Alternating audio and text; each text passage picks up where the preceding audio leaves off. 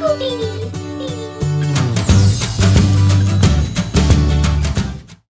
बच्चों, आज मैं आपको सुनाऊंगी पंचतंत्र की एक और नई कहानी जिसका नाम है ताकत और चतुराई। बहुत समय पहले एक कौवा और उसकी पत्नी कहीं दूर से एक जंगल में आए और पेड़ पर घोंसला बनाकर रहने लगे। दोनों सुबह खाना चुगने निकल जाते और शाम होने पर वहीं लौट आते। कुछ दिनों तक ऐसा ही चलता रहा।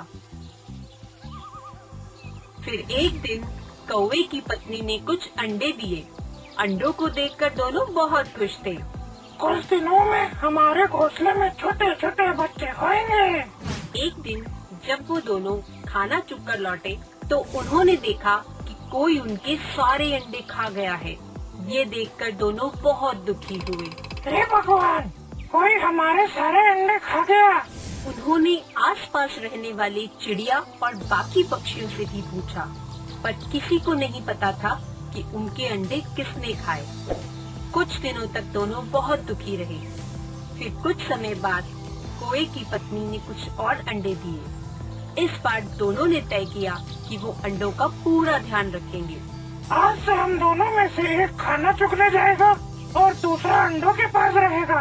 कौवा और उसकी पत्नी की तरकीब सफल रही।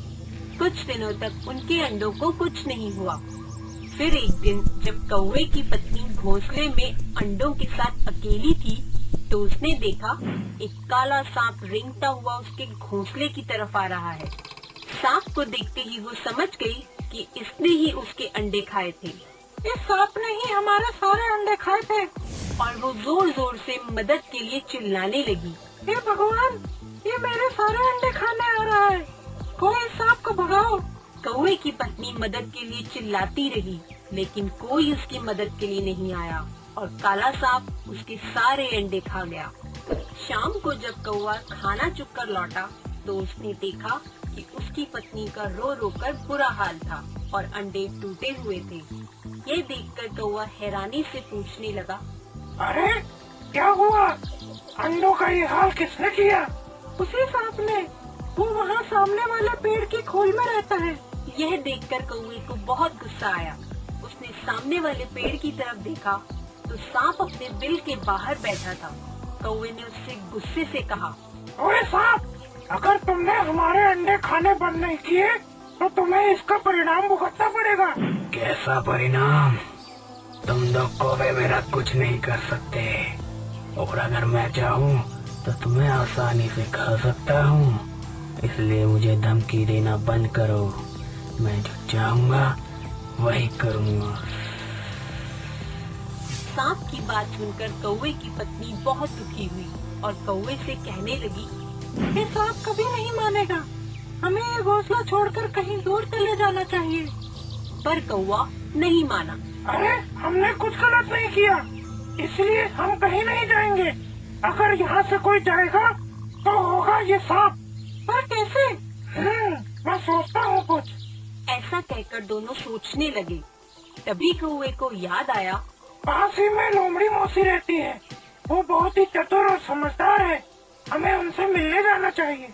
यह सोचकर दोनों लोमड़ी मौसी के पास पहुँचे और उन्हें सारी कहानी बताई। लोमड़ी मौसी को उनकी कहानी सुनकर बहुत दुख हुआ। वो बोली, सांप ने तुम्हारे साथ बहुत गलत किया है। उसे इसकी सजा जरूर मिलनी चाहिए। हाँ, पर वो सांप बहुत ताकतवर है। हम उसे नहीं हरा सकते। इसलिए अब आप ही कुछ उपाय बताएं।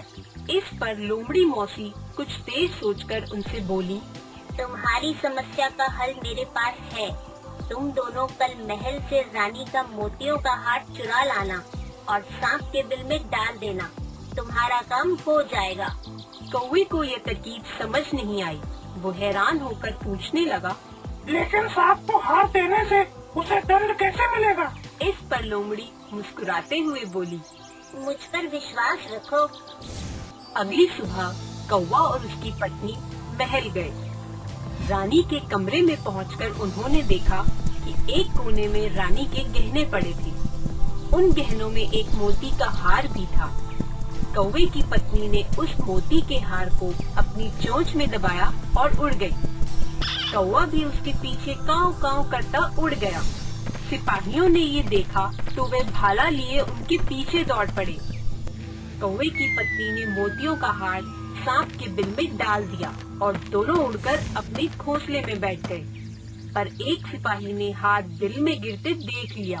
दोस्तों, हार इस बिल में है। यह सुनकर सब सिपाही बिल में भाले मारने लगे। कुछ देर बाद भालों के वार से सांप मर गया।